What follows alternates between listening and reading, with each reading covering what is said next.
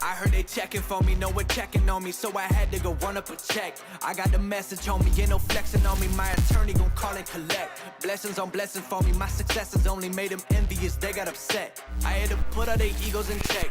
I want the money, the power, respect, and I heard you know so-and-so, you not a threat, cause I really know so-and-so. They like my family, so they go pretend that they cool till they bust at your motherfucking chest. I'm getting gutter, my flow been like butter, my check in the bank. They see the number, all of my haters feel one of two ways. Really upset or they show some respect. I can't even think about it, I've been up, so read about it. No beat around it, straight to it, no ring around it. You coming for me, we'll see about it. We'll never see it when I get my feet up. 100 meters where I run the fee up, and go from king and nine, I'm on a pia. I had to re-up on a reel, so you stay the feeder, and put it back into the bit, cause I don't really need it. I heard they checking for me, no one checking on me, so I had to go run up a check. I got the message, homie, ain't no flexing on me. My attorney gon' call and collect. Blessings on blessings for me, my successes only made them envious, they got upset. I had to put all their egos in check. I had to put all their egos in check. You're not entitled to anything else. I get 10 years of this under my belt. Your art is an art, they don't feel it, and nobody hears it. Initiative stay on the shelf. Your ego done got in the way. It gotta die today. It gotta go. You should be happy I lighten the load. The weight of your arrogance, heavy as stone. I make an appearance, they already know. That chip on your shoulder gon' crumble and fold, yeah. It's not a secret that you have been fearing the shit that I'm on. So you back to the brag and the boast. But I'm in a class of my own. I heard they checking for me, no one checking on me, so I had to go run up a check. What's good, everybody? Welcome to Drone Brews. This is the Saturday edition. This is one of those live streams that I do once a month for everybody overseas in the UK and in the different time zones. So hope everybody's having an amazing Saturday. Today topic, we're going to be talking about the new O3 air units. We're going to talk about some of the issues that I've been having with them, whether or not you should be thinking about swapping your quads over to the new O3 air unit if you've been considering it or jumping on that bandwagon. So we'll talk about all those things, but really quickly, let's go ahead and greet the chat. So I see Gonza FPB, Drone Catalyst, One Vision Aerial, Ray Kelly, how's it going? Drone Catalyst, Johnny Drone Flyer, D&D Aerials, Dan Gadalia, Eddie in the house, hopefully enjoying his wonderful Saturday. Drone Mafia Production, Marco Antonio, Russ Decrease, Ioana, I'm probably really butchering that name, and Cole Anderson. What's going on? So make sure that all these cables are connected. I don't know if I can't really hear anything, but yeah. Anyways, all right. So let's go ahead and talk about the brand new O3 air unit. So I've got a couple of them actually. So I've been doing some testing over the past couple of days with the new units versus the old units. I don't have the walk snail system to test it up against. I'm considering purchasing the walk snail system just to test against it. But overall, it's been impressive. It's definitely been impressive to fly the O3 air units. However, I do have some concerns with them, and that's what we're going to discuss in this live stream. So the first concern I have when it comes to the air units is just how hot they get. All the videos that I've watched thus far really haven't conveyed how warm these things get under normal operating conditions. I'm here in Florida, so obviously things are going to get a little bit more toasty than they normally would, just because it's like 90 degrees out. It's almost December and it's still almost 90 degrees out here. So I will say that the heat is concerning. The heat is concerning under constant duress. I don't know what detriment that will cause these units in the long run. Now, I can speak to the older air units. I never had any problem. Even though they would get really, really super hot, I never had them shut down. I never had any issues long-term, flying in the dead of summer, flying out in the desert. Never had any problems with them whatsoever. But those units were doing a lot less processing than these new units do. So that's something that has to be factored when we start talking about the O3 AreaNets. Now, there's been a lot of awesome tests. Chris Rosser recently did an amazing video, amazing test talking about the latency between all the different systems. So if you're interested in that, I'll make sure I go ahead and pin a comment with that video so you can go check that out. Latency is definitely something to consider when you start thinking about the O3 air unit. The O3 air unit, while it's amazing, it is the slowest of all the air units or all the VTXs digitally on the market right now. It's the slowest as far as latency goes. Yeah, the Avata immediately came with the O3 air unit. That was actually the first quad that had the O3 air unit built in. However, it was sort of a dialed back version of the O3 system to fit into that casing. But with that said, heat and latency is a big deal. And then obviously frame selection. So I've been actually on the hunt for frames, and I think I've found a few frames that I'm going to actually give it a go. So there's a few frames that I purchased. So I'm actually going to go ahead and do a screen share here and show you these frames that I'm actually going to move towards. Because the bot grinder frame, while it's an awesome frame, there's some drawbacks to that frame. So on PyroDrone's website, they actually have a pretty awesome frame. A lot of pop-ups. So if we go by frames, go by size, go to the 5-inch frames. It's like one of the first frames that pops up is this new Flyfish RC frame.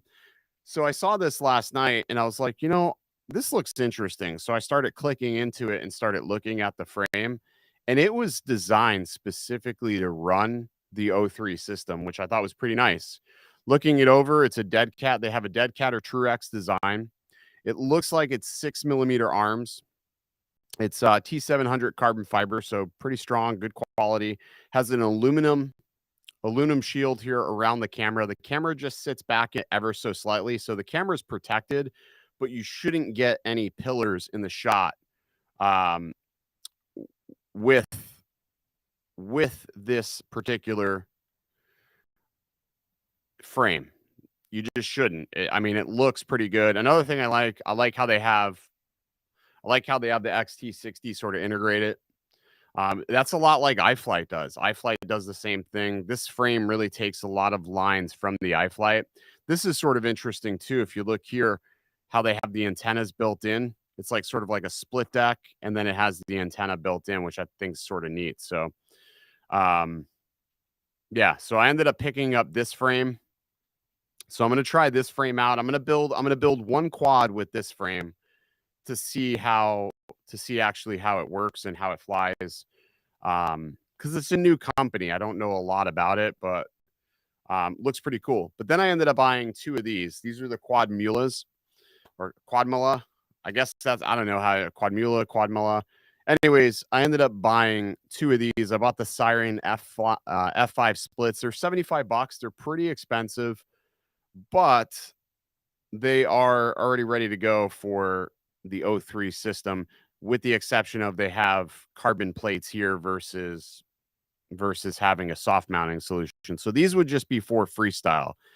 I'm buying these only for freestyle. I'm not buying them to record anything to the air unit. So these would just be something you're buying for freestyle, not necessarily for the air unit. And the reason why I really look towards this is because I was talking to Murders, and he flies this, and he was saying that this is an evolution to him of the Apex frame, which I have to agree with him. It looks a lot like the Apex, just a little bit more well thought out, and there's a little bit more arm protection. So hopefully that'll prevent me from bending too many bells freestyling, but this should help me maintain some of that weight too.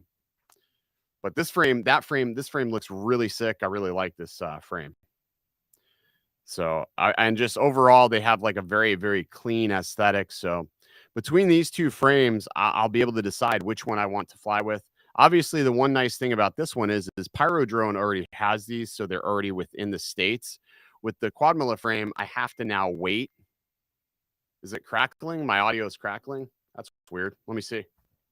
Shouldn't be crackling. It may, you know what it may be? The audio may be something to do with the website. I don't know. Let's see. Let's see. Does that sound better? I don't know. Maybe that sounds better. Audio output. Let's try that. Maybe that sounds better. I don't know. High resolution. Let's turn that on. All right. So look, tell me if that makes the audio better. Yeah. I don't know. It's fixed. No idea. It's probably the website doing it. I'm not using any noise gate. I'm not using anything. I'm just using the Wave XLR, but sometimes the Wave XLR can get a little goofy. So it's probably why. So sounds good, sound doesn't. I don't know. So we'll try that out. I mean, it's probably just the stream, the way it kicked. No, it says nope, it's back. Huh. Trying to think. Oh, you know what? I have Skype open. I bet you Skype was interfering. Sometimes if I have another audio source open, it'll do that. Yeah, Ken's Wirecast. Because it sounded fine on Ken's stream. Usually this mic has been good. The cable's good. I don't know. I haven't had too many problems with it. I haven't messed with it much, but I'm also using Restream now. Yeah, it's back. Fuck me.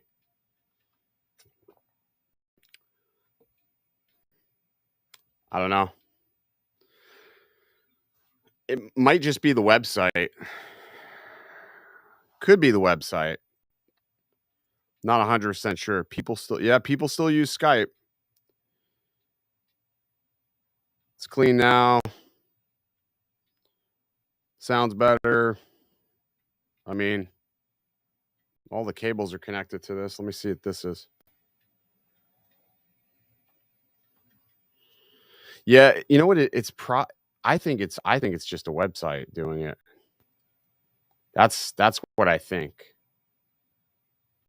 I'm not gonna worry about it. I don't give a fuck. When you guys live stream, then you guys can fucking complain about audio. Otherwise, go fuck yourselves. Yeah, well, it's probably the website. It's going through a web page, and then it's processing to the internet or whatever the fuck it's doing. I don't care. Does the new O3 fit on the Demibot? Yes, it does. However, you need some sort of way to mount it. So you need to have a TPU mount, or you have to double side tape it to the frame, because there's no mounting holes on the Demibot unless if they cut it in the future to fit a 25 by 25 mounting pattern. There's no way to physically mount it. I made a TPU mount. We're going to release the STLs for the Demibot, so that way other people can mount it if they want to do it. Have I considered a Cinnabot? I'm not really a big fan of that frame, to be honest with you. I either fly Axis Flying or I fly things from DroneCo Solutions. So I'll probably end up building something from DroneCo to make a super small Cinewoop. Will the O3? Do you think we'll ever see the O3s work on the original FPV controller? I don't think so. I don't think they're ever going to work. I did ask about the new FPV controller working with the older air units, but I haven't gotten an answer on that. So I don't know. I don't know if they will ever update it, and they seem very dodgy when I ask those questions. So I'm not really sure. So.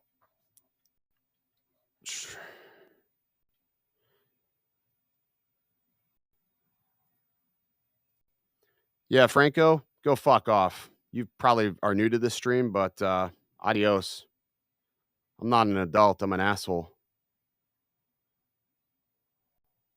Dumb fucks. I hate when people come in here like that. I give zero shits. I'll fucking headbutt you. I think DJI did a great job releasing the O3 air unit. If you have an Avata, you can already buy it. Yeah, but I don't think I would trust flying the O3 air unit with the new RC. I just don't trust it enough. And I only say that because it does some weird things sometimes. Like there's a delay, I feel like. Now, turning on the S bus fast seemed to help that, but it still doesn't feel correct. I can't explain it. Like it feels too latent. So I wouldn't rely on flying it with the RC, to be completely honest. Don't try. Don't trust it that way. That's all I'm saying. Studio lights, main ceiling lights interfere with the microphone when I have them on. It could, Geek Spawn, it maybe because these are usually off when I'm streaming. It's just because I have prints going and I have a bunch of other things happening here that I need to watch that I have those turned on. It could be, but this cable usually is pretty good. I don't usually really have problems with that. Thinking about doing a 3-inch Cinewoop. Yeah, a 3-inch Cinewoop would work awesome with the O3 air unit as long as you can keep it ventilated. That's the biggest thing. Is there a way to remove the screws and use as a mounting point? Yeah, yes, there is actually. Let me go grab an air unit.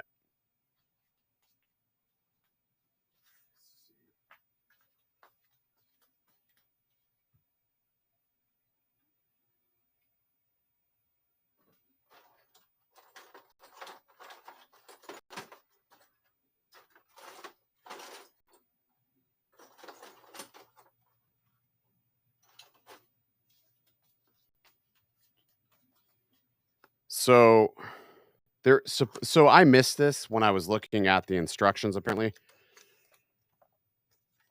But so when you open up these air units, the ones that you will get. So I didn't get this. This is new. This is new. This was not in my air unit when I got it, but it says important notice to avoid thermal performance caused by overheating. Make sure to mount the DJI air unit on the aircraft with good ventilation and heat dissipation. After enabling EIS, the mechanical vibration of the aircraft frame may result in image shaking.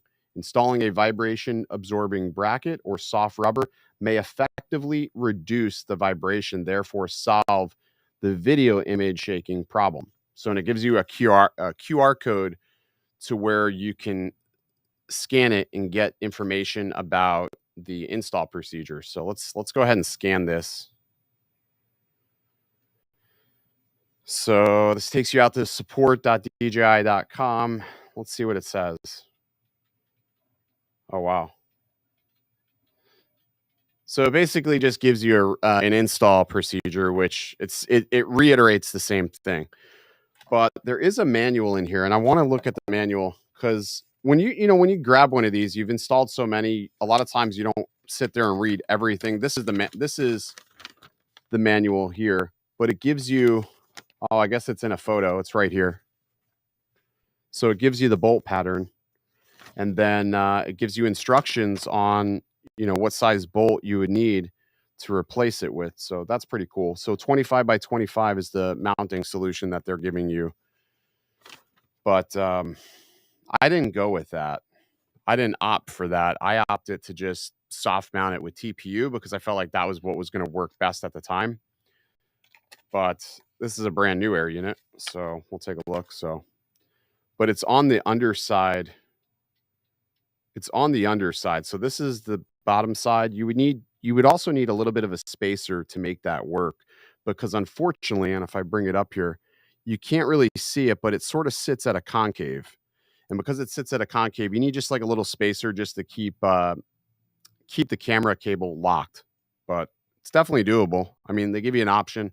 So I'll try it out and see how it works both ways and see what I like best, providing I have a frame that can actually have the 25 by 25. But those quad frames should already be ready to go for 25 by 25. Let's see. Yeah, you know what it is? A lot of us when we're looking at this, I mean, it just looks like it screws it in. It doesn't really give you. I think everybody missed it just because of the way it's sort of camouflaged. A lot of us we're looking at it as a unit. There's no pass through. It's but the screws are there. It never dawned on any of us to go ahead and remove that. And even if I could, I wouldn't have had anything to mount it in. So I went with soft mounting because I have the ability to make whatever I need to mount this safely. So that's the option I went with. Um, yeah, yeah. I don't know how much fins actually will help though, as far as the cooling goes. I mean, the easiest way to keep this cool is to just make sure it's unobstructed and it's fine. I mean, it gets hot. Imagine taking your filtering and turning it all the way to the right on your motors, flying with like an okay gyro, and it landing and your motors are like scorching hot. That's about how hot this can get.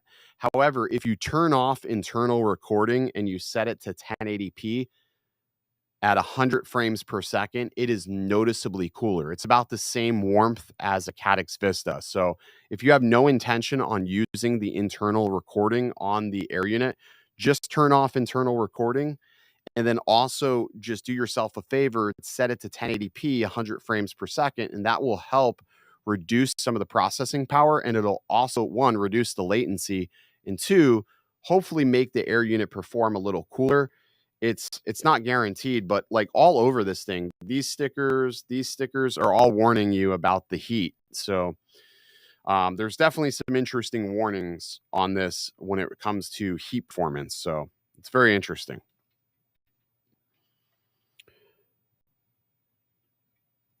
There's no 30. It's 25 by 25. It's not 30. Crossfire or DJI-RC. I fly Tracer for freestyle, and I fly Crossfire for long range. I know a lot of people like Express LRS. I just haven't jumped on the Express LRS bandwagon. I'm perfectly fine with Crossfire still. What am I making back here? I am making a duck, and I'm making a electronic an ESC cover for a skateboard actually right now. That's what's getting printed right now. Let's see. No, I don't trust the DJI-RC link, only because I've already lost the drone and there was nothing I can do. After the air unit lost power, I couldn't flip it into return to home. I couldn't trigger my failsafe. So I was just like, well, I don't want to do that again. Could a CPU fan work? Yeah, CPU fan could definitely work. However, you have to have the room to put a CPU fan, or to put a small fan in here. Like for a Cinelifter, like if you're using like something like the Sicario, maybe you can put a small fan, mount it somewhere to get air circulation. I mean, I don't know. It's tough to say. We're going to have to see when it hits more people's hands. Then we will know if there is a heating problem overall. I think right now it's in the hands of maybe 50, 60 people, maybe a little bit more, which is not enough. That's not a large enough sampling sizing to really determine if there's going to be a long-term problem when it comes to overheating. I think when we start talking about overheating, we need to see 100 or so people with these in their hands to really determine if there's going to be a long-term problem. Personally, I don't think there will be a long-term issue, but I do think that a lot of people may have issues depending on where they decide to install this. Are you able to fly with the V2 goggles? Yes, you can fly with the V2 goggles. It works with the V2 and it works with the goggles too. Hey, Dobo, do you know the approximate latency doing onboard recording at 2.7K? Chris Rosser did a video on this. I believe latency was roughly about 38 milliseconds. And when you were recording at 4K 60 frames per second in the 16:9 highest resolution, that latency jumped to, I think, like 40, 42. It was definitely the slowest. He had a pie chart, and he showed the different latencies between all HD0, Walk Snail, the original DJI, which was actually pretty similar to the Walk Snail as far as latency goes. So if you want the lowest latency, but you want to fly DJI, just stick with your original air units. Just stick with the DJI FPV-1 system, because that's going to have pretty low latency, but obviously performance will vary. So you have to choose latency or overall performance.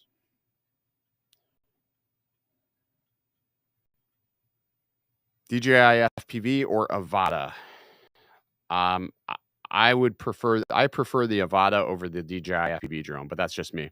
What about long range? Do you think it's good for airplanes? I think so. I mean, some people claim that the range is the same as the first version, but I'm seeing different results. I'm seeing better transmission for a lot longer. I feel like the penetration is definitely better. I mean, it's definitely good.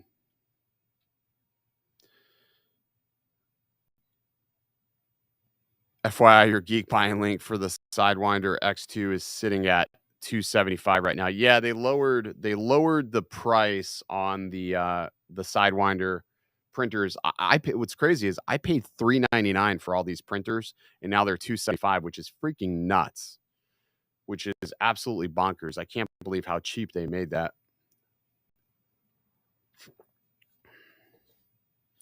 Have you heard anything with the new goggles will be backwards compatible? So here's the thing with the backwards compatibility. They promised it. They said it would be December. They said some point in December. Now they didn't say when in December. My guesstimate, it'd probably be like the second week, because as we get closer to Christmas, I don't see them releasing new firmware like that. They may, but I'm thinking like the second week of December is where we would hear more about the compatibility. I'm watching the firmware. I have access to the beta firmware, so I'm watching that beta firmware pretty much every day, connecting something up to it and just seeing if anything downloads or if there's any new updates available. So as soon as a new update's available, I will definitely let you know when that firmware actually hits, but I haven't seen anything come across as of right now. My good rule of thumb would be I wouldn't hold my breath on the new firmware for that. That's just I wouldn't hold my breath. Not this year anyways.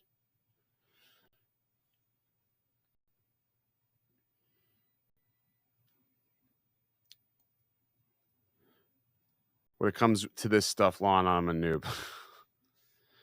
What might be the best Cinewoop frame for the O3 air unit, in my opinion?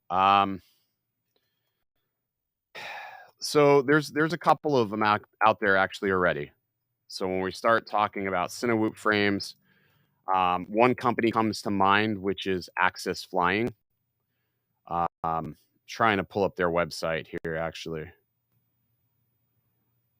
which is sort of weird that their website doesn't pull up like when I search for Axis Flying. It just doesn't make any sense. Axis Flying would be probably the first company I would look towards. The second one would be Drone Co. Productions. Chris is actually working on some retrofit stuff for his frames. So let's go to his shop here and take a look. So let me scoot this over here. Let me rip this out over here. This may cause problems again, but let's try it out. All right, so this is Drone Co. Productions. A lot of his frames, I think, would be super ideal for the O3 air units, just specifically because he does a lot right with these frames. The first frame I would consider, if you're wanting to keep a very, very small form factor, would be the shock collar. The shock collar gives you good ventilation, but also lets you be, still be a Cinewoop at heart. And realistically, you don't even need a GoPro on it at that point. You could just use the built-in camera on the air unit if you really want it. Air unit's going to sit up here, your ESC. If you do an all-in-one, it's just going to sit behind that. I mean, that's perfect. And then your battery sits way back here. So the shock collar was a good frame if you're going to look to mount O3 in it. I have a snapshot. I'm going to try to install it, but I don't know how it's going to fit, to be honest with you. I think this is a little small, but we're going to try to fit it inside of here and just basically make like a 2.5-inch Cinewoop that doesn't need a GoPro. And I think that that's the coolest thing about OcuSync 3 on these air units is the fact that now we have a great camera. You don't have to mount an action camera to these, so we can get the weights down. We can be sub 250 grams if we want it all in. it's going to take a little bit of work, but we can definitely get drones to be sub 250 grams, which I think is pretty cool. So, but I would check out Drone Co. Productions. I'll paste the link in the description and on the chat if you guys want to check out his stuff. He makes amazing products. I like I said, I've had no problems with any of his products. I'm a big fan of Chris's work. So check that out if you're interested in that. Gep RC Cine 35. I am not a fan of Gep RC, like at all. Like I've just had bad experiences with Gep RC, so I've personally written Gep RC off. A lot of people like them. I don't like them. I think new firmware will be released when they start the pre-order of the goggles too. Well, the goggles too, the pre-order's actually already been live, so I don't think that they're going to cannibalize their sales. Like I said, I think we'll see it 2 weeks later, but I really don't see them cannibalizing their sales, to be honest with you. I think they're going to give it about a 2-week span. After 2 weeks, then maybe they'll update it, but I think that they're going to try to maximize their sales, to be honest with you. It just seems like the right business decision for them to do before they go updating these older air units. And the other thing people have to understand, at some point, you're just going to have to understand that the old air units, like the version 1 air units, are going to get sunset. They're not going to provide infinite updates. Like, I don't understand the uproar at the fact that they weren't going to make them compatible. I mean, this is technology. There's nothing new. Like, technology is constantly being replaced by newer technology. Like, the fact that there was such a tantrum over that is just almost embarrassing. Like, nobody's owed anything. I'm on the software side of that, because it's like I've seen that too many times and I don't feel bad. But that's just my opinion on it. The goggles light, I don't believe that there's I haven't seen any SKUs. I haven't heard anything about the goggles 2 light.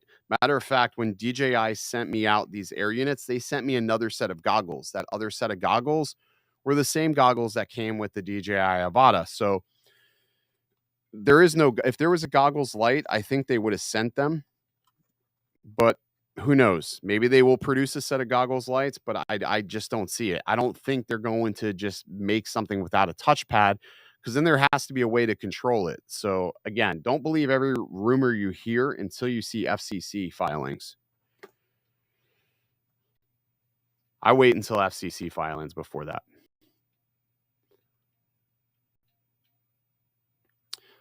Do you think that the O3 air unit is sufficient enough to use as an action camera for a beginner pilot on a low budget?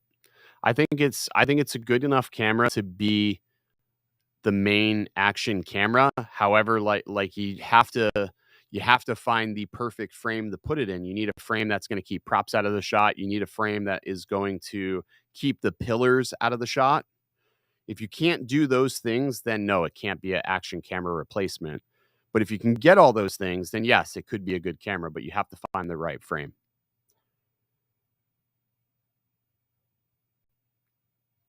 The O3 specs are not far off from the GoPro 11 specs at all. No, they're close, but I mean, the GoPro is definitely a lot better in quality, image-wise. Very, very similar. What price should I sell my Avata standalone? Only a couple of light crashes, no visible damage. You know, it's tough to say what that retail price would be. I mean, just spitballing here, a couple of light crashes, you're probably looking about $550. New, you can buy the Avata standalone for $649. So you're going to take about $100 hit on it. It's hard to sell those. It's hard to sell those standalone, to be honest with you.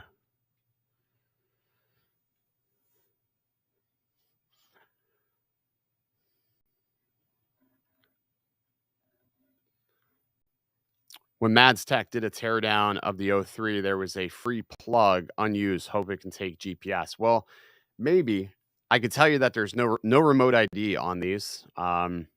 There's nothing that services remote ID, which I think that could be something that maybe eventually that they offer as a option for those that want or need to fly. Like, you know, you're on a production set and you need to have remote ID for compliance reasons, then, you know, maybe that would be something that they can add later on. Tough to say. We'll have to wait and see what they do with that. Usually they build this equipment to be forwards compatible to whatever changes are up and coming.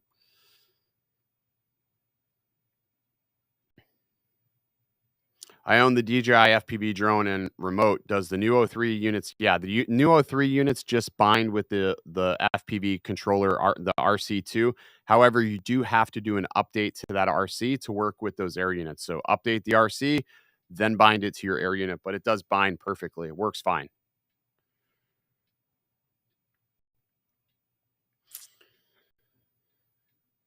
I remember hearing you say that recently that the DJI Action 3 is better than the GoPro 11 in your experience. Yes, but not for reasons of image quality. I'm having some weird situations with stabilization with the GoPro.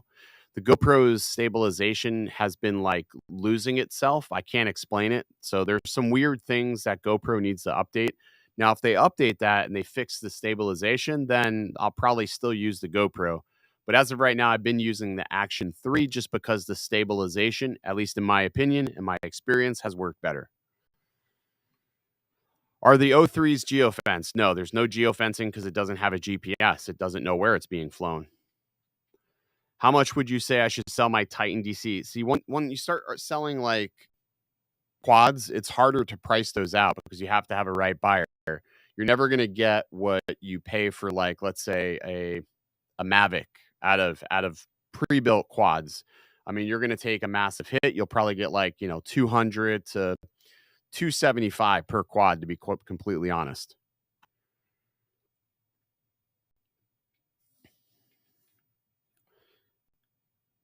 Mini 3 Classic is something I don't know about. Have no idea. Haven't really been following that.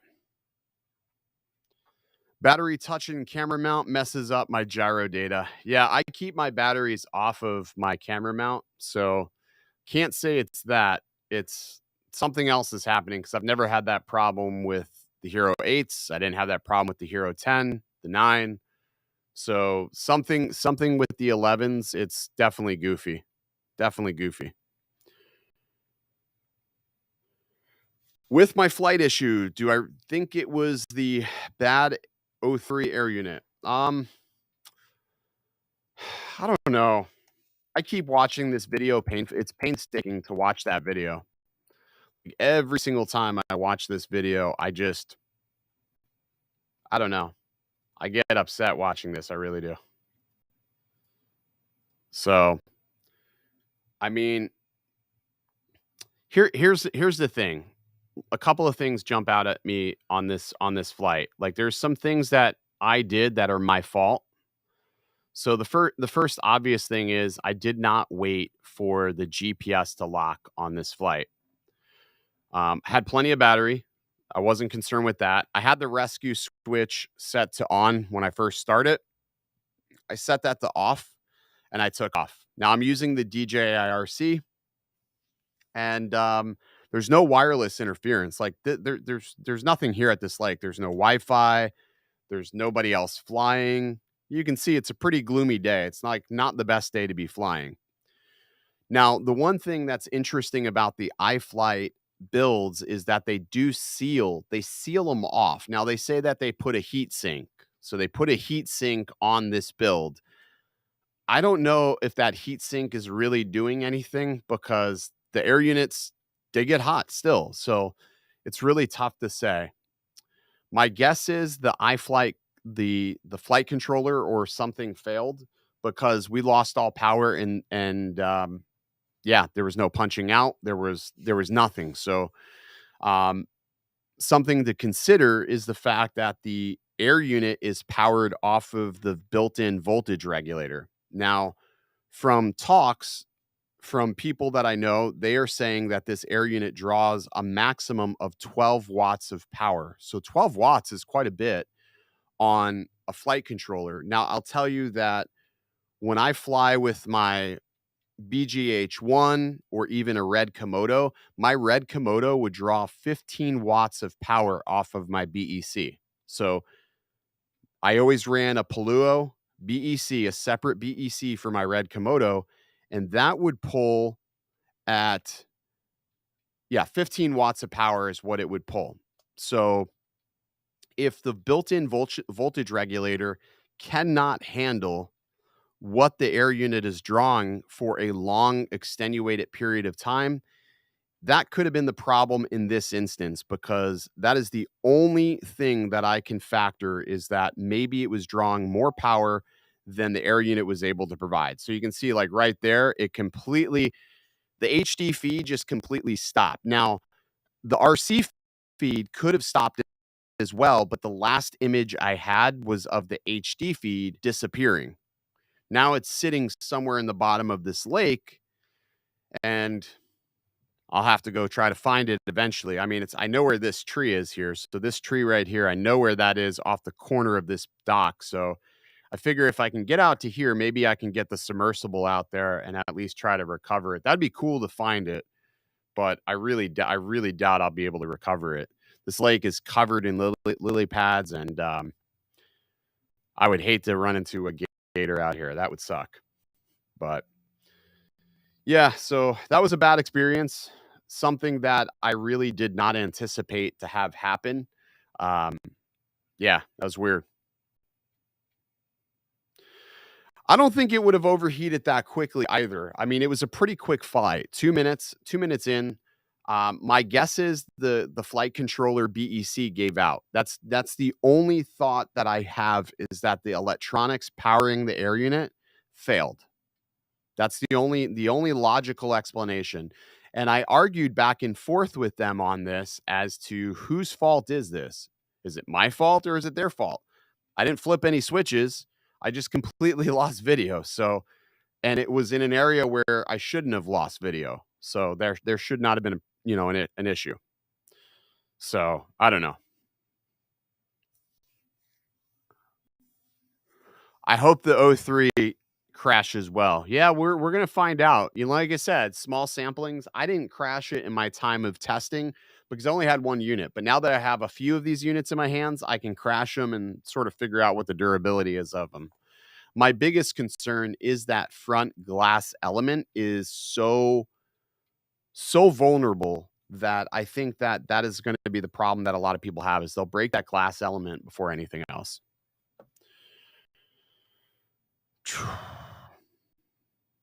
I wish I could max out the O3 at 700 milliwatts.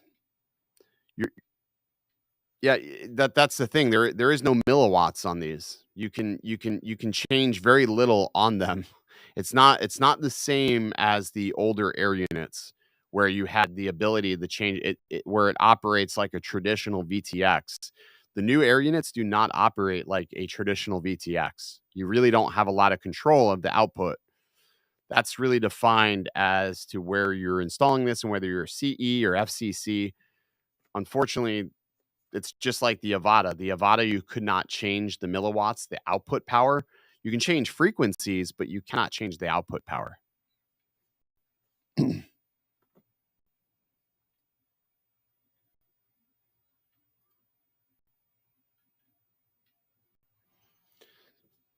The hell out of here with that.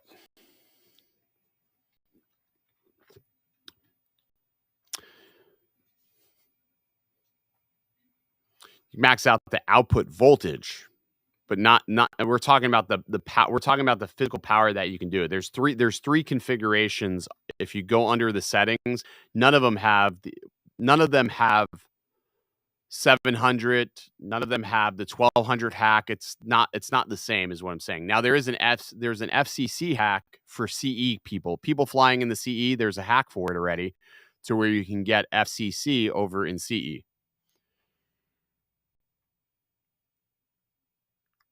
When does that sale end? I believe that sale ends on Tuesday, if I'm not mistaken. It only goes on until Tuesday.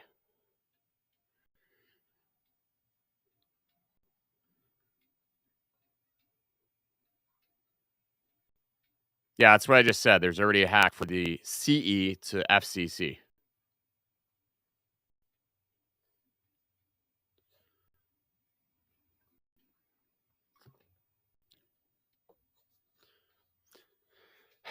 I mean,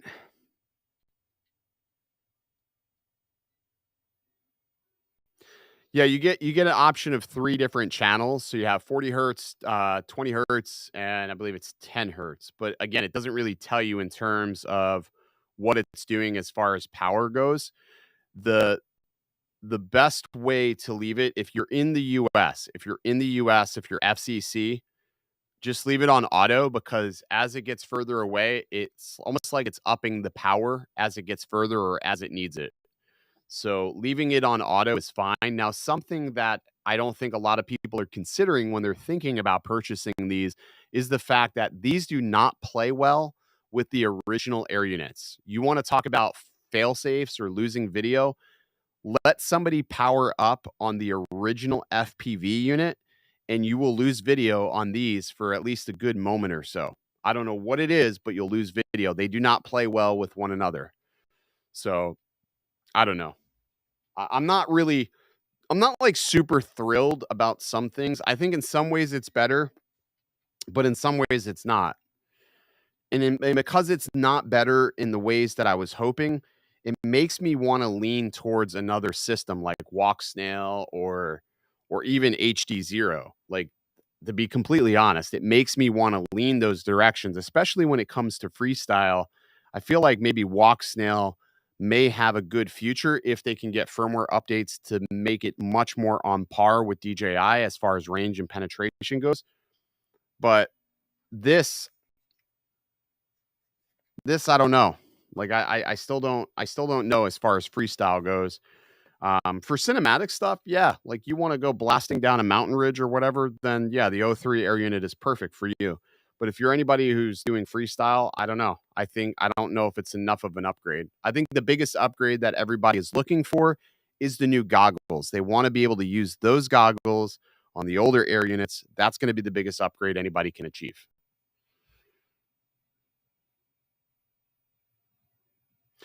Is there a sensor to check, see if anybody else is flying? No, that's a thing. There's nothing that lets you know if anybody else is flying. Like, I had this happen twice with a friend of mine. He was flying, I was flying.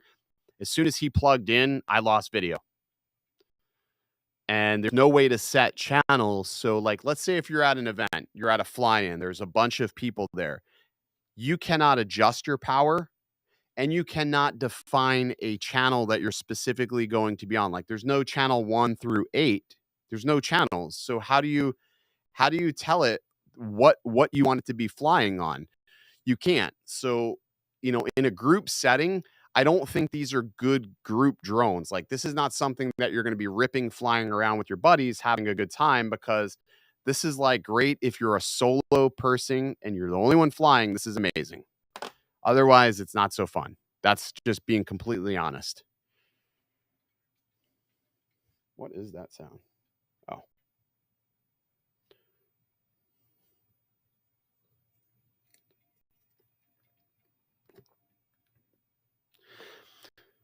Do you think it'll be okay to mount the O3 upside down like Murder does? I mean, as long as you have it mounted, you're fine. I mean, you can mount it any way you want. Whether or not you get vibrations, that's to be seen. It's just going to be trial by fire, unfortunately, because there's so many different frames, so many different options.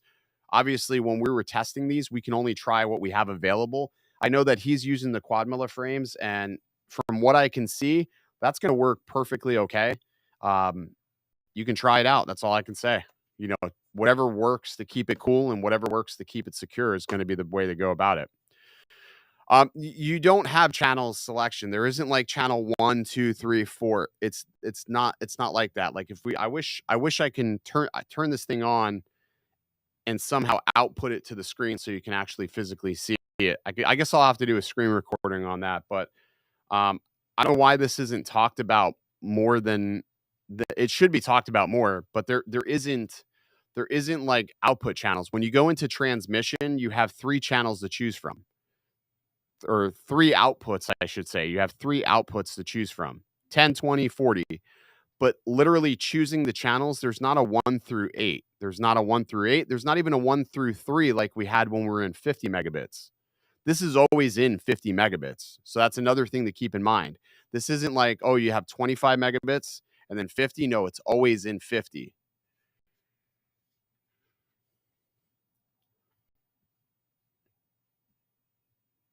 So Night Train said it best. When it fires up, it skips through the 3 channels first.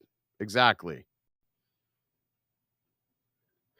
No, there's guys, I'm telling you right now, there's not a channel selection. Like, trust me, I've looked. I've I've looked. I've looked because after fail safing with flying with other people or losing video, I was like, all right, is this not going to be something that I could use? Like, let's say I want to go chase drift cars with people. That's something that happen like we all do. We all fly and we're all flying like 5 at a time. Not going to be able to do that. So that sort of sucks.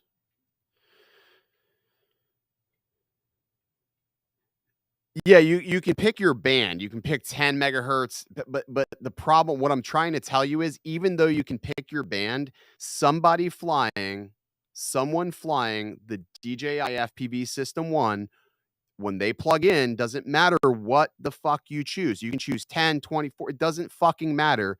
You're losing video. Ask me how I know. I've had these things for a long fucking time. I've put it through a lot of paces with a lot of different people, and I can tell you right now, plug in with somebody and you're going to lose video. You're going to lose video. The old system will trump over this system as far as output power goes. As far as output power goes, the old system is trumping this system. So, by all means, if you think that that's not going to affect you, you're absolutely fucking crazy because it does.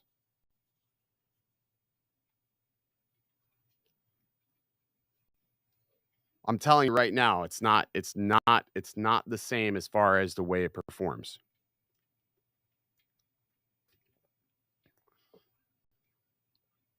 Yeah, the audio's clipping. I don't give a fuck.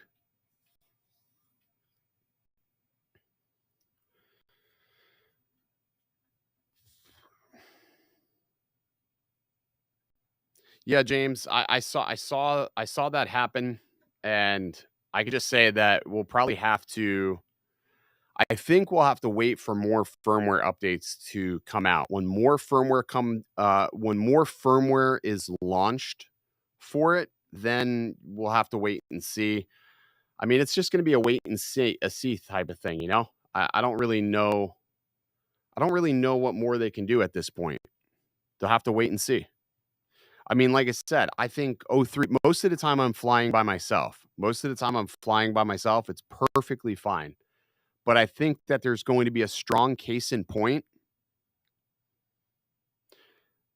I think there's going to be a strong case in point to still keeping the older system to have if you're gonna fly, like, in group settings. Like, I'm still going to keep my Vistas, like, I'm still going to keep them. They're not gonna go anywhere because when I'm gonna fly in groups of people, I wanna be able to fly with them. So I'm gonna keep my Vistas still. I think that's a good case in point for keeping those, and that makes it more of a reason why I hope they do update the goggles, so that way I don't have to lug around 2 sets of goggles to fly. That would suck.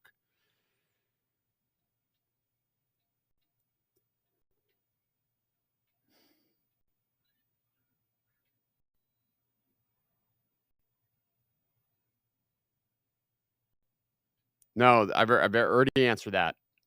Thomas Smart, there is no remote ID capability in the new Avata. There's no GPS inside of the Avata, so it can't, remote ID cannot function.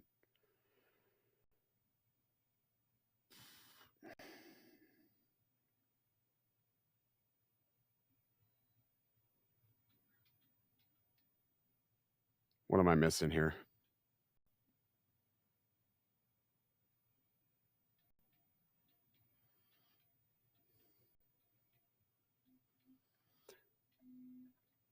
Yeah, I don't think there's any reason why, like, if you already have the goggles version 2, like, you don't have to go out and buy the goggles 2. Like, you don't have to buy the goggles 2.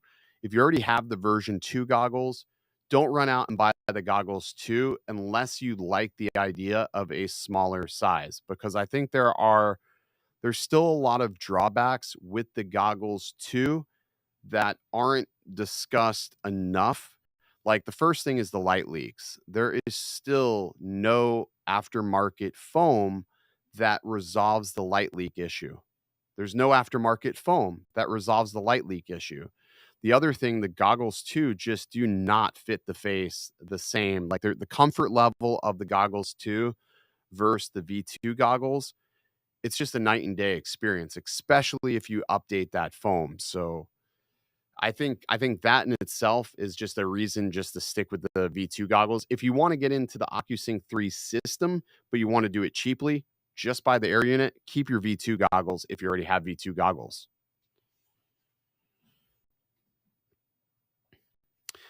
You also get a lower latency on the V2 goggles with 120 frames per second. So the Avata has GPS because the Avata has its own GPS module. The Avata GPS module is sitting right up top in the front. The air unit, the GPS is not in the air unit. The GPS module on the Avata is sitting just beneath the camera. That's why the Avata has remote ID. Oh yeah.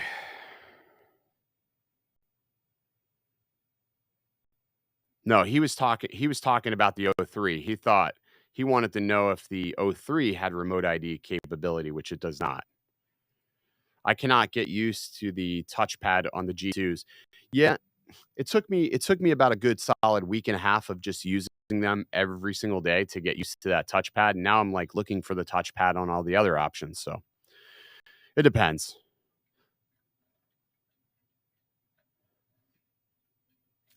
I'm not a big fan. The radio, the gray radio is good.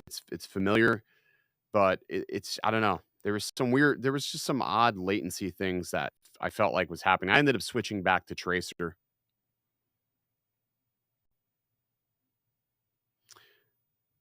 DJI does not sell foam for the goggles too. They do not sell an aftermarket foam for the goggles too. Jesus fuck.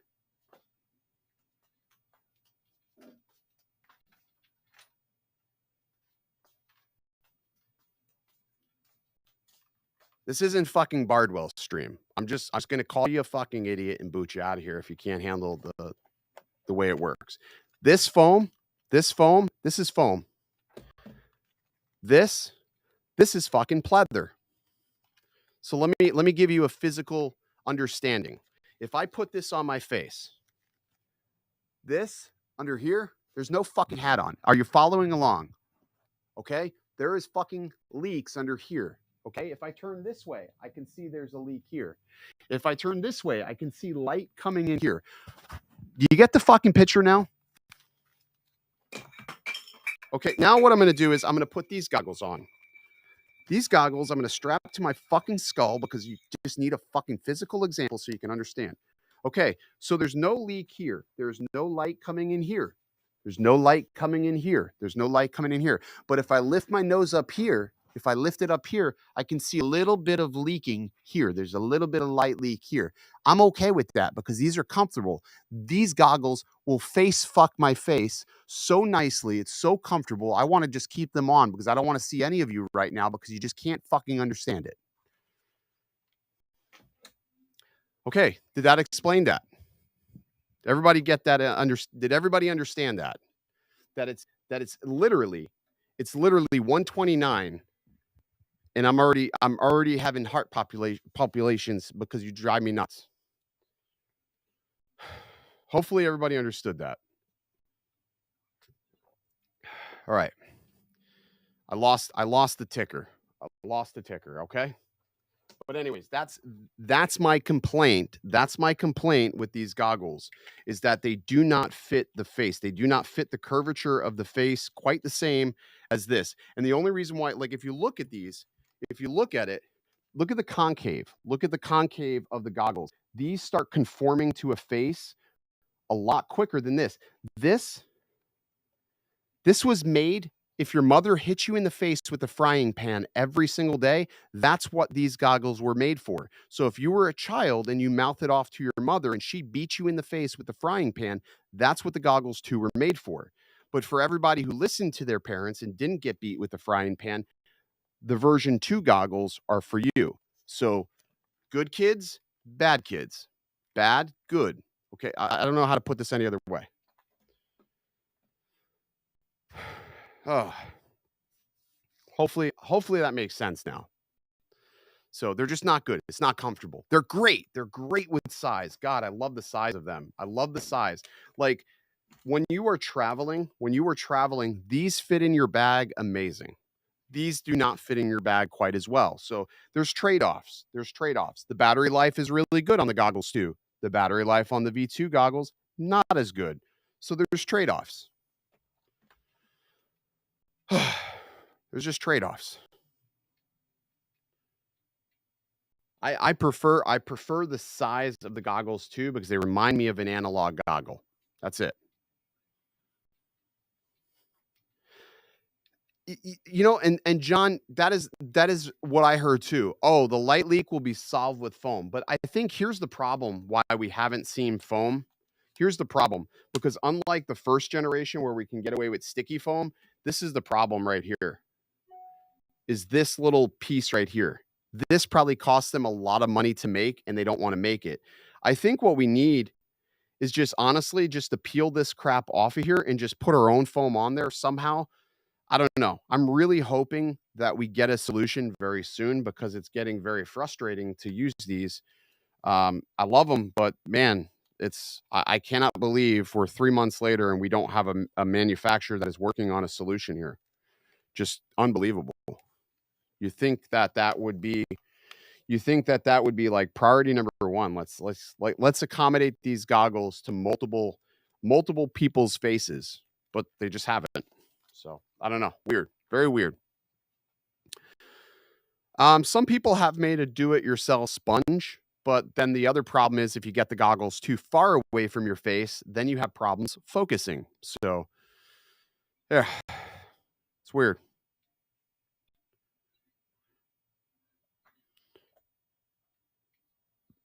Nope, the good kids goggles comes with the an XT adapter. Yep. Only.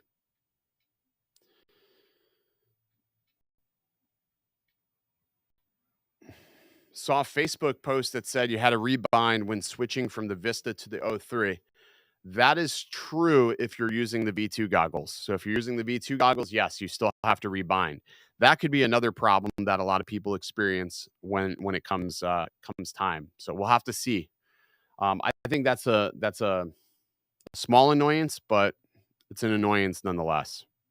Switching back to Tracer and switching back to my Mambo RC, I don't feel it as bad because I'm using 2 different RCs now. It was bad when I had to bind the RC, had to rebind the goggles. That was a pain in the neck. But now it's just like, all right, I don't really worry about that. Randy Sam, does my company sell Mavic 3Ts? We do sell them. I don't know if we have any in stock right now ready to ship. There was very limited Mavic 3Ts in existence when they launched, unfortunately. RVW Photography says, I ordered a different foam on AliExpress. Let me know how it works when you get it. Someone should make a custom faceplate by sending specific measurements of your face. Just a thought. I mean, yeah. I mean, that would be interesting to see them do that. The old goggles are the same. DJI FPV and the V2 goggles have to rebind. Yeah. Yeah, it's sort of a pain in the neck. And not only focusing all the most weight on the front, so it would be not as solid, would be bend. Yeah, I don't know. Aren't there ski goggle pads you can cut out and custom? Yeah, but I think a lot of people. Here's the thing. Here's the thing when we start thinking about this. The vast majority of people that have the V2 goggles, what did they buy? They bought a DJI Avata. Why did they buy a DJI Avata? Because they didn't want to build a drone. They didn't want to customize anything. They didn't want to build anything. They just wanted to take something out of the box and have it work. So those are the same people that aren't going to customize things. Like I don't have a problem customizing a set of ski foam to make it work towards this, but not everybody wants to do that. I think a lot of people are really wanting a third-party solution that will give them that. But I still think the other problem is this needs to concave a lot sooner. So it needs to concave a lot sooner to make it work. I just don't get why we haven't seen that yet. Hopefully soon. Hopefully soon. The optics aren't forgiving of moving the viewing angle. That is exactly right. So you have to maintain the same viewing angle. That means the foam wouldn't be able to be much thicker. And that was the other problem I seen. A lot of people that were modifying the foam were finding out that, oh, I moved it. Oh, now I'm getting blurry edges. So, yeah. Boy, that thing's making some serious noise. I don't think you're going to buy the Avata just for goggles. Just to be honest, you're not going to spend $1,300 on just goggles. Maybe now, knowing that there are air units available, you buy the Avata for goggles. But the vast majority of people, they're not going to buy an Avata just for freaking goggles. Like, that's just not going to happen.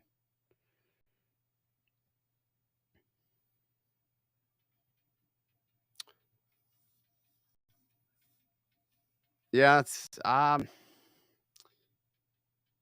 have a small head. I would not like the new goggles. Yeah, and that's where I'm at. Like I have a narrow, like this is narrow. So for me, they don't fit as comfortable as somebody with the fatter face or a wider face or flatter face. I mean, I'm sure some people they have no problems with it, but I think for the vast majority of normal face human beings, we're probably not going to like these goggles.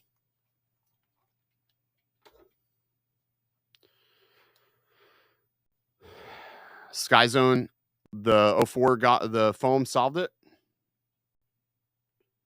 but it totally wrecked the optics entirely. Yeah, see so I am working on something to fix the light leak, but not destroy the optics. I am working on something. We're close. We're super, super close.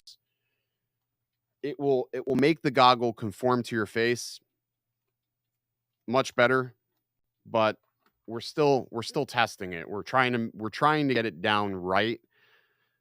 I have some problems with it, but hopefully I'm hoping like by end of the week, I can have something like a working prototype ready to go. So that way it conforms and fixes this light leak issue on the side. Because really for me, I don't care about the light leak down here. I care about the light leak on the side because when the sun is behind me, I'm getting sun in my goggles and it's pissing me off.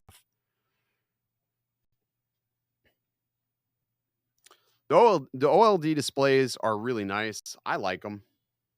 Would you say that OLEDs are a much more immersive experience for flying mountains and stuff? Hell yeah. Hell yes. Like, I feel like you can see almost every tree branch. You can see like the blacks are much deeper.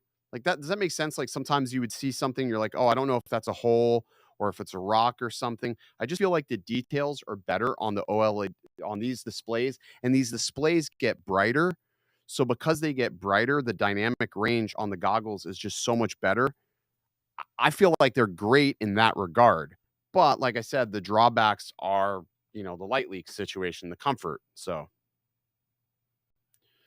I was thinking about getting the V2 goggles with the Avata because it could work with many other drones. But now that the O3 came out, I'm thinking about goggles too.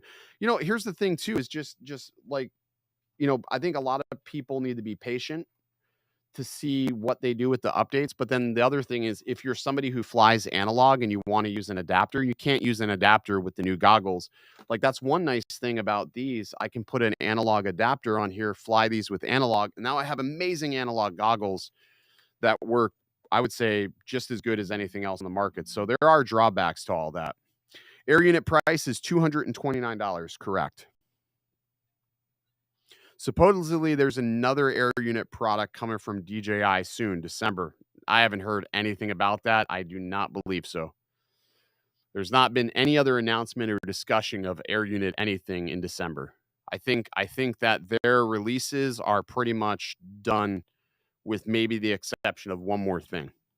One more thing before the end of the year, and I think that's it.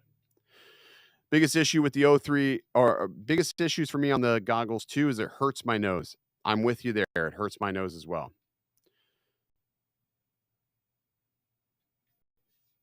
Um, two-tone images. I mean, you could. I mean, here in Florida, I don't know if I want to do that just because somebody may shoot me. Um, but yeah, I mean, you could.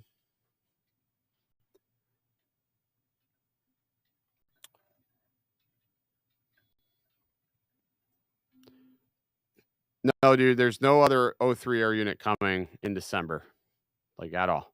What is with all the sexfine.biz shit? What is all these sex robots in this chat today? I don't get that. Um,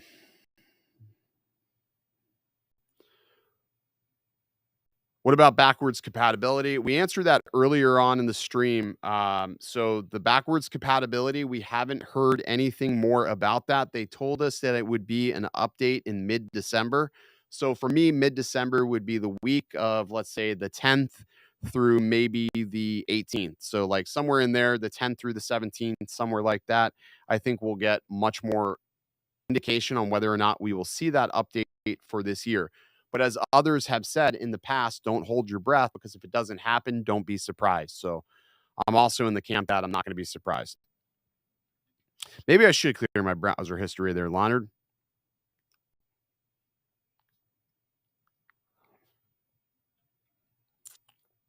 Do they only adjust the goggles on Chinese faces? I don't know, man. I mean, it seems odd, but I think it's, again, when you're building a product, you probably build it for yourself, for how you're going to use it, and maybe that could be something that they are doing. They're building it for themselves.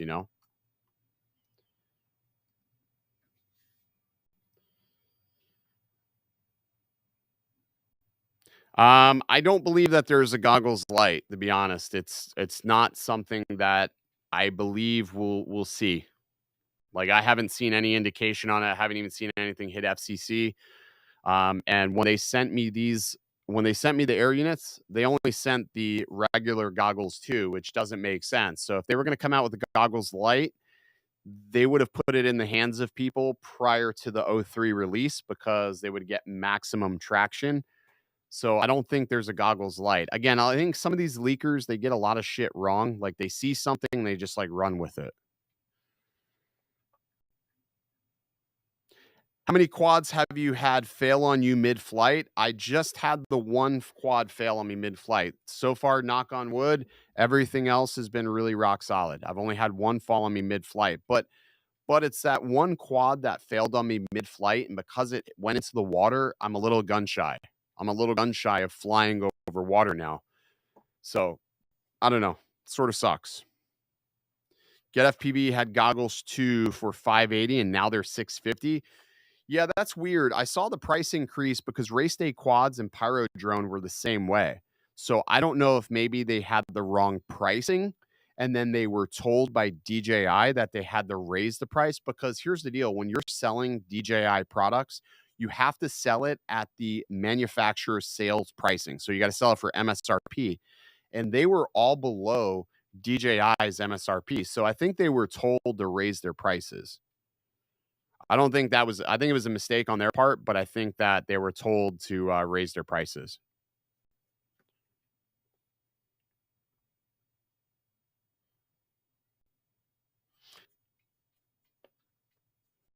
Yeah, I saw DJI reps on the video, but committed to work and making it work in December is always two different things. So, and not seeing any beta firmware right now is sort of alarming.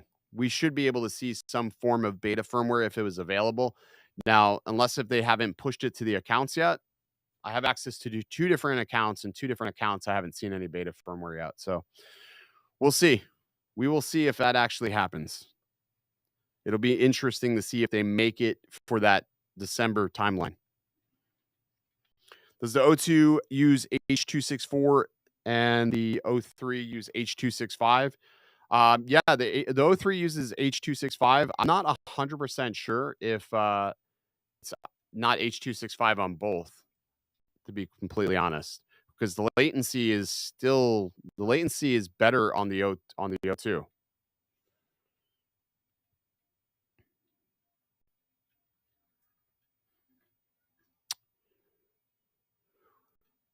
Will the drone co snapshot handle the bones fine? Yeah, I flew my bones on the snapshot. I mean, it's depending on what motors you put on it.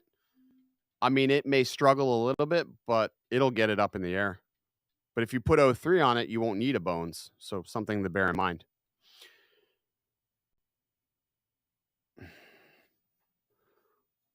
Would you have a side-by-side comparison of the O3 and Vista size-wise? Yeah, I did one in my video. There's literally I sit the O3, the air unit, and the Vista all on the table for a size-wise comparison. That was already done.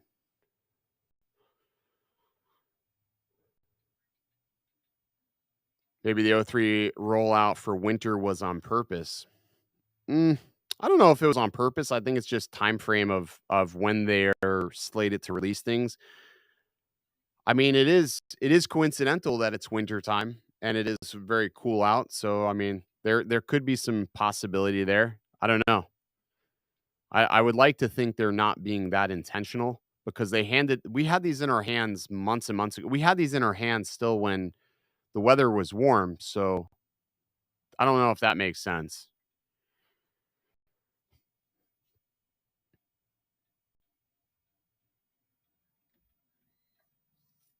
Yeah, I watched Mads Tech a couple of times. Did you notice he got 3 channels, 40 after FCC?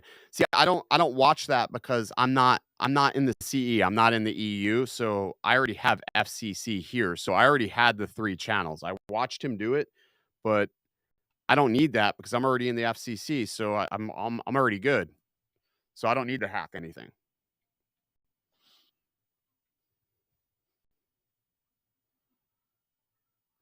And Chris did a video about comparing all the major digital systems. Yeah, Chris Rosser's video on all the systems was awesome. So if you, like I said, that was the first thing I said in the beginning of this video is go check out Chris Rosser's video if you're interested in understanding the latency and the comparison. Like in a bar graph, I think that sort of sums up where all these systems sit. So like I said, I'm not like 100% sold on O3. I'm just saying that I like the image coming out of it.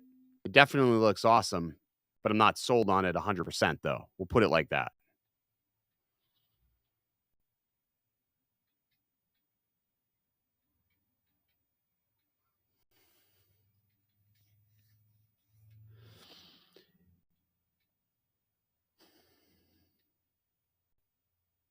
If you only connect the O3 air unit with the power and ground, will it show you the stats inside the goggles? Actually, no. So, in order to make canvas mode work properly, you do have to run some CLI commands specifying the MSP. So there's a series of commands that you just run. It takes like 2 seconds after you install it, and then you're able to get canvas mode working, and then you can get basically all the stats that you would see in Betaflight, which looks pretty awesome to be honest.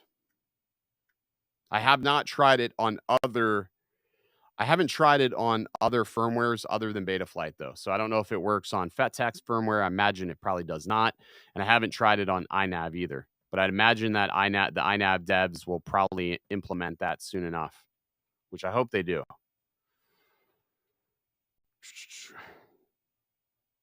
Trying to get caught up on the chat. Sorry, guys. For micro quads, yeah, it is a game changer. The new RC controller for the Mini 3 Pro, could DJI unlock video out? I don't think they're going to. They want you to buy the RC Pro. They don't want to unlock that. That doesn't make sense for them to do that. It's a super budget RC. Could they unlock it? Could they allow you to get video out over USB-C? Maybe, but they're never going to do that because that would compete directly with their flagship, the RC Pro. So they're just not going to do that. What was your first camera drone? My first camera drone was a Parrot Bebop. My son has the Walk Snail and the Fat Shark Dominators, and it's a fantastic system, but it does need some updating. It lets you know in the goggles that it's about to overheat. See, that's pretty cool.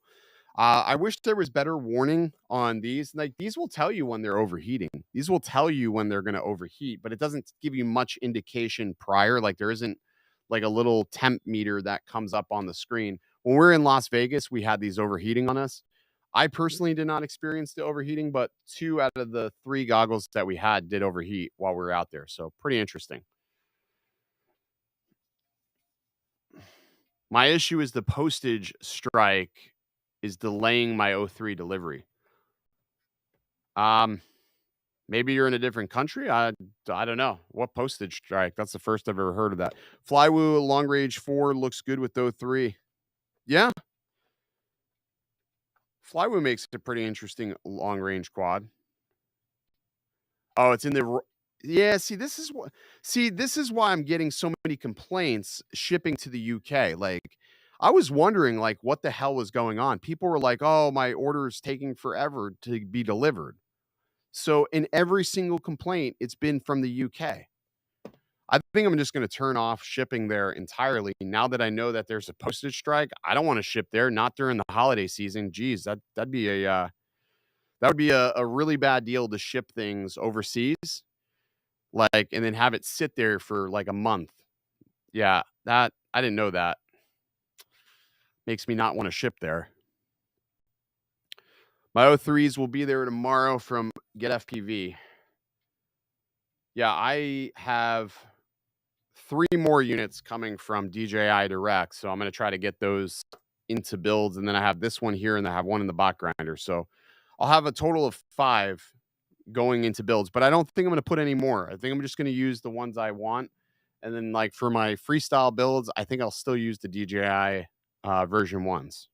I don't think I'm going to, So, Craig, I don't have a choice of what we use. When somebody buys from Etsy, we don't have a choice. Etsy usually sends USPS to UK usually goes Royal Mail, so we don't have a choice.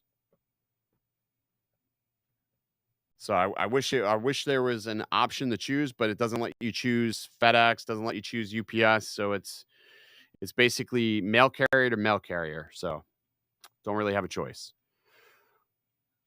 What do you recommend as far as flight controller and ESC? I mean, honestly, most of them are pretty much the same. Like they're really not very different as far as flight controller. Most of them are all made by a company called Skybot, or Airbot. Um, they're they're just all mass manufactured. So there's very subtle differences between each flight controller and ESC. Right now, I've been using the Diatone Mamba F or the F7 Mark IV.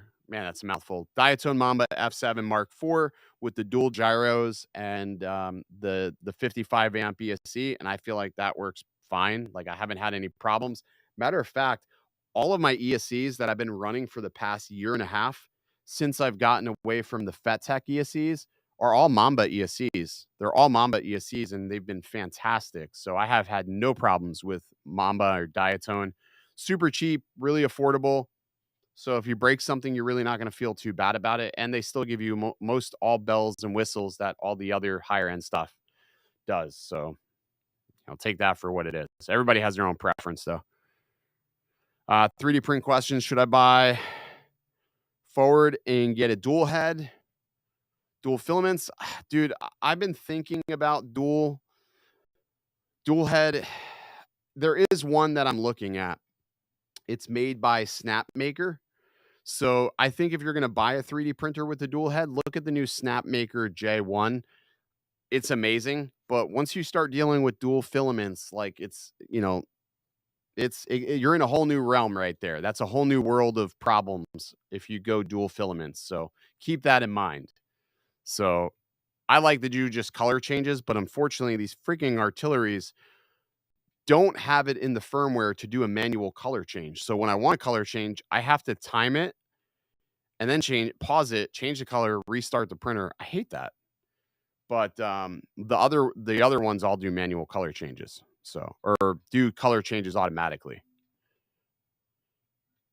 The price difference between the Mamba F405 and the F-Sim.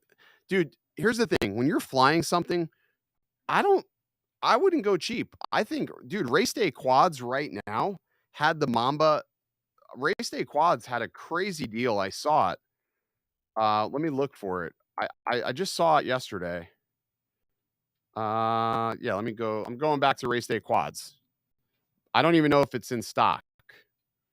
But yesterday when I was perusing through the web page, look at this deal. This is a crazy good deal too. 55 amp. Look at this deal. $71. marked down from 113. This is the exact same one that I'm using. I've been using this for a while now, and it's been perfect. I haven't had any problems with it. So I don't know if this is the dual gyro. So this is the single gyro though. They have another version that has a dual gyro, which is awesome, but that's not this one. They have the Mark IV. Look at the Mark IV. This is the 20 by 20. This one's $100. This is $71. Dude, that's a steal. Where's the other one though? They had another one that had dual gyros. Maybe they're sold out. I think they're sold out. Oh, here's the Sky Stars. But see, like if you look at this too, this is very similar to that's what I'm saying. They're all made by the same. They're all made by the same. This is an H7. So this is H7 60 amp, but it's very, very similar to that of the diatone. So I mean, whether you go with this or something else, I mean, I think that's sold out though. They had a dual gyro at one point. Yeah, it's so I don't see it here now. Maybe I got it from Pyrodrome, but $71 is a steal. I think $71 is a steal. I mean, if you don't want to spend a lot of money, you just go that route. That's the way I would go, to be honest with you. Diatone was the very first stack that I built into my quads way back when. And matter of fact, I gave that build to a friend of mine, and he still hasn't destroyed the original F7 stack that I put in that thing, which is crazy. Yeah, I'm a fan of Mamba. Thoughts on Bamboo Labs printer due out? Yeah, it looks interesting, but I don't like the proprietary slicer. And I've heard like when I'm printing a lot of TPU, I really pride direct drive 3D printers, and there's no direct drive, so that's my only gripe with it. But I mean, it looks fantastic if you're just printing harder filaments like PLA, nylon, things like that. It looks good.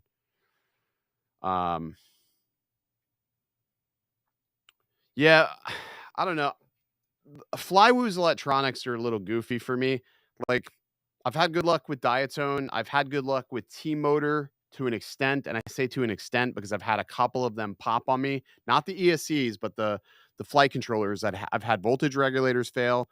And there was a situation where I soldered in a what did I do? I soldered in a tracer receiver, and then shortly after that, it just fried the board. So I don't know, but and then I switched over to FetTac, and man, when I switched over to FetTac, I was popping FetTac ESCs at least 2 a month. 2 a month, I was smoking them. I had one of them I hit so hard, I think the ESC cracked on impact, and that one caught fire. I was up in the Carolinas at that event, the Team Drone Adventures event. I smoked an ESC there. So after that, I switched everything over to the Mamba ESCs, and the Mamba ESC has been absolutely smoking good in a good way. Hollybro makes a good ESC. The Teco ESCs are good. The Teco stacks are good. I mean, if you want to go with something similar, you can get away with a 35 volt. I mean, a 50 volt cap is fantastic, but I mean, I've gotten away with 35 volts. I mean, I've not had a problems. I mean, I don't think you need to have more.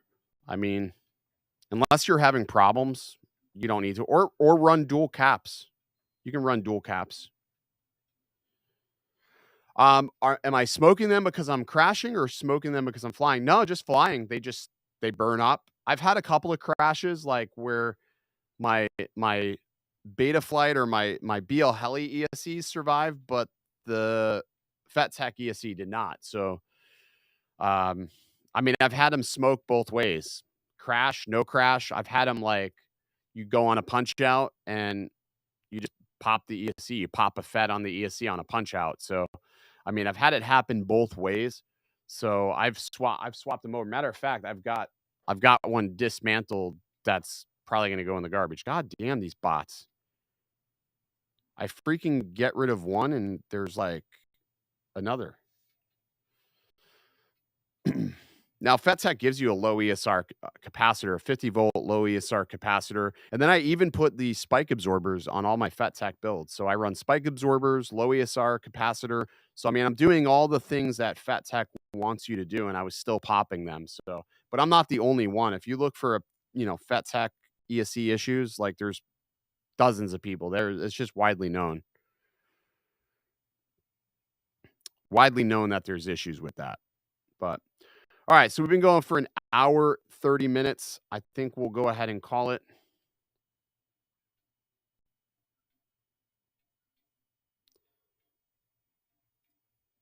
Colin. Facts.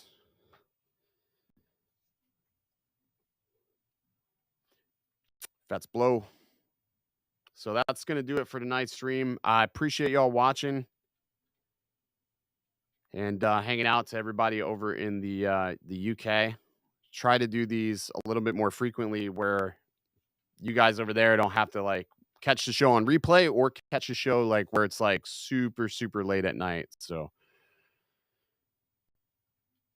but alrighty, guys, that's going to do it. We'll see you next time. Stay original. Maybe I'll just get out my head and focus on what I know's coming. Yeah. Cause I can't fall asleep at night without seeing my dreams. Delusion and reality, I'm somewhere in between. These voices in my head get loud and they keep telling me that I'm a fool for trusting in these wings. But maybe, baby, this what flying feels like. Maybe, baby, this what flying feels like. Maybe, baby, this what flying feels like. Maybe, baby, this what flying feels like. Yeah.